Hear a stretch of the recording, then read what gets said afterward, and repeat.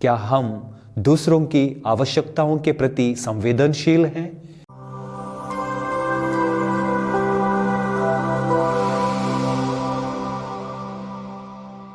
सबों को जय यीशु। क्रिस्त में प्रिय भाइयों और बहनों, आज के सुसमाचार में प्रभु यीशु भीड़ को देखते हैं और दया से भर जाते हैं, क्योंकि वे चरवाहे के बिना भेड़ों की तरह हैं।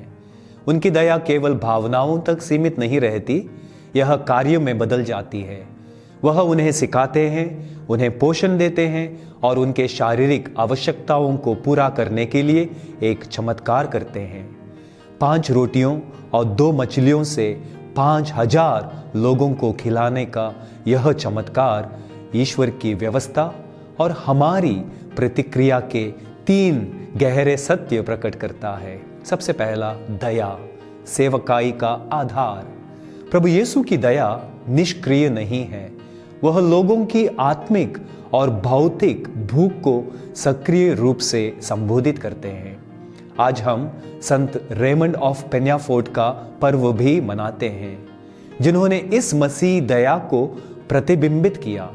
एक डोमिनिकन के रूप में उन्होंने आध्यात्मिक रूप से भटके हुए लोगों को मार्गदर्शन दिया, जैसे एक चरवाहा अपनी भेड़ों की देखभाल करता है। कैनन कानून या कैनन लॉ संकलित करने में उनके काम ने दिखाया कि वे कलीसिया की शिक्षाओं को न्यायपूर्ण और सुलभ बनाना चाहते थे, जिससे विश्वासियों को पोषण मिले। आज के लिए चिंतन, क्या हम दूसरों की आवश्यकताओं के प्रति संवेदनशील हैं और क्या हमारी दया सार्थक कार्यों की ओर ले जाती है? दूसरा सत्य, ईश्वर हमारी भेंटों को चढ़ाते हैं, बढ़ाते हैं। इस चमत्कार में प्रभु यीशु शिष्यों से पूछते हैं कि वे जो कुछ भी पास हैं उसे लाएं। सिर्फ 5 रोटियां और 2 मछलियां। यह नगण्य प्रतीत होता है, लेकिन उनके हाथों में यह भरपूर हो जाता है। इसी प्रकार संत रेमंड ने अपनी बौद्धिक प्रतिभा और संगठनात्मक कौशल ईश्वर को समर्पित किए। ये साधारण उपहार कलीसिया में सुधार और नवीनीकरण के साधन बन गए।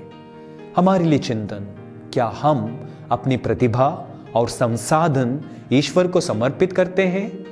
यह विश्वास करते हैं कि वह उन्हें दूसरों की भलाई के लिए बढ़ा सकते हैं। तीसरा सत्य, सहयोग का महत्व। प्रभु यीशु अपने शिष्यों को भोजन बांटने में शामिल करते हैं।